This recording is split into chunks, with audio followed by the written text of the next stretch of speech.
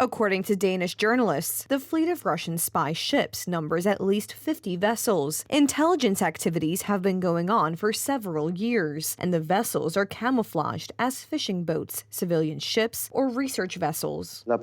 For the Polish services, this topic is not new, and this much I can say. We know what kind of country we are dealing with. We know what Russia is capable of, so we do not rule out possible provocations at sea, just as it is, for example, in the airspace. Russian vessels have been observed in areas of the North Sea and Baltic Sea. The Danish government has published a report containing more than 100 photographs confirming the presence of Russians near the Danish coast. The footage was taken in September last year, at the same time as the explosions on the Nord Stream 1 and 2 pipelines. Our critical infrastructure, in particular the gas port and Baltic pipe, must be looked at with due attention. This is the nervous system of the Polish economy, and seeing what happened with Nord Stream 1 and Nord Stream 2, we have to do everything to exclude the occurrence of such a situation on Polish infrastructure, and all Polish services are doing their best to guard this infrastructure. According to journalists from Denmark, Sweden, Norway, and Finland, the Russians are keeping an eye on gas and oil production areas, gas and oil pipeline lines, or NATO military exercise zones.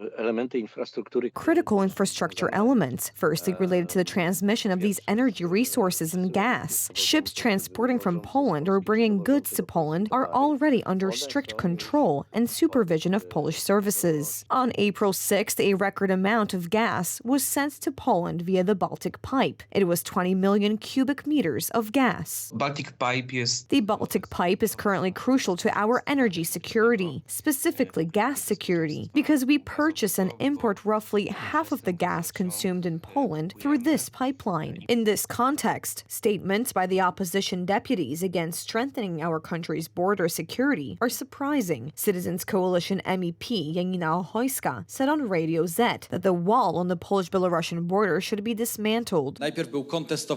First, it was contested by the opposition. Then, after all, Donald Tusk himself said that this wall would never be built in his life. And recently, it turned out that he is said to be an avid supporter of it. And now it turns out again that Mrs. Janina Ochojska says that it should be removed. And I remind you that she's in the same party as Mr. Donald Tusk. This shows how the Polish opposition has no political direction, how much it wavers between its announcements. Baltic Pipe's target capacity is comparable to the amount of gas Poland receives under its long-standing contract with Gazprom, which has expired in December 2022. Its maximum capacity is capable of transporting 10 billion cubic meters of gas per year. Transmission of natural gas to Poland via this pipeline began on October 1st last year. Its expected lifetime is 50 years.